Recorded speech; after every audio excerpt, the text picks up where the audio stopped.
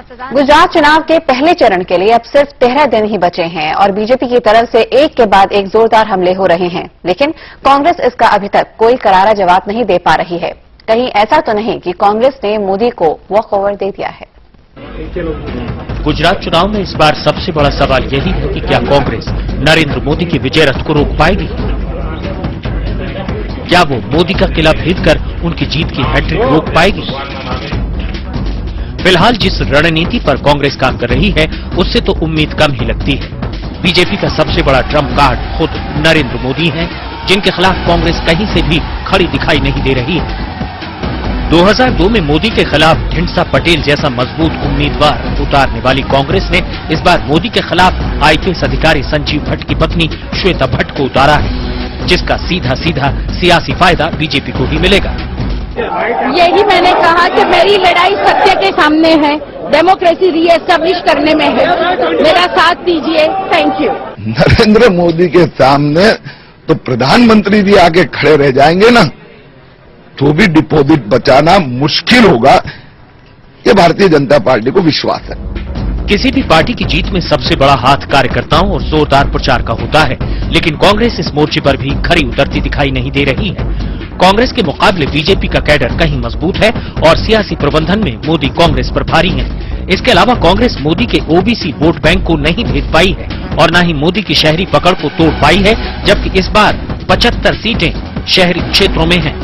यही नहीं, कांग्रेस के पास मोदी जैसा मुख्यमंत्री पद के लिए कोई बड़ा चेहरा नहीं है और न ही बड़ा मुद्दा। इसके अलावा कुपोषण, सूखा और गरीबी पर कांग्रेस का पोस्टर वॉर खुद पर भारी पड़ गया।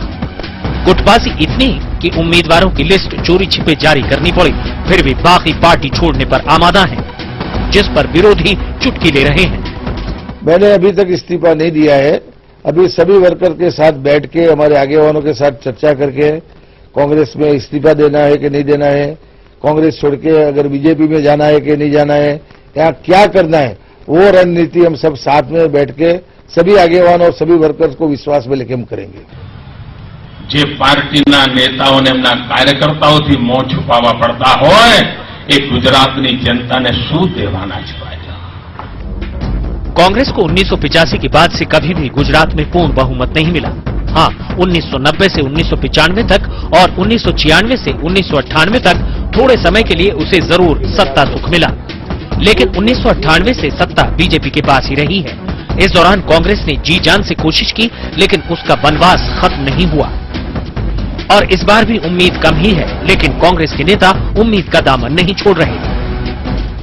गुजरात की जनता के ऊपर मेरे को पूरा भरोसा है, विश्वास है कि हमको बहुमत वो देगी, क्योंकि हमने बहुत होमवर्क किया है। बीजेपी जो है अपने आप में नॉन इश्यू को इश्यू बनाकर 2002 में गोधरा को इश्यू बनाकर, 2007 में मियां मुशर्रफ सोहराबुद्दीन को इश्यू बनाकर बनाइए इश्यू, सद्भावना बीच में शुरू की, कोई इश्यू नहीं है। गुजरात में हकीकत यह है कि कांग्रेस का संगठन लगातार कमजोर हुआ है। नेता अपनी गुटबाजी में फंसे रहे। रैलियों में लोग तभी जुटे जब सोनिया, मनमोहन या राहुल जैसी हस्तियां पहुंची, लेकिन एक दिन की ये भीड़ वोट में नहीं बदल सकी। शायद आलाकमान इस हकीकत से रूबरू हैं। लिहाजा वो अब गुजरात की बजाय 2014 के लोकसभा चुनावों पर ज्यादा ध्यान देना चाहती है और कैश सब्सिडी जैसी योजनाएं इसी रणनीति का हिस्सा है। श्वेता भट्ट लोकतांत्रिक ताकतों की पुनः स्थापना के मुद्दे के साथ तो मुख्यमंत्री नरेंद्र मोदी विकास की राजनीति के मुद्दे के साथ चुनावी मैदान में उतरे हैं। बहरहाल देखना यह होगा कि मणिनगर की जनता आखिरकार जीत का सेहरा किसके सर बांधती है। इस समय अहमदाबाद से कैमरामैन जितेंद्र पटेल के साथ दीक्षित।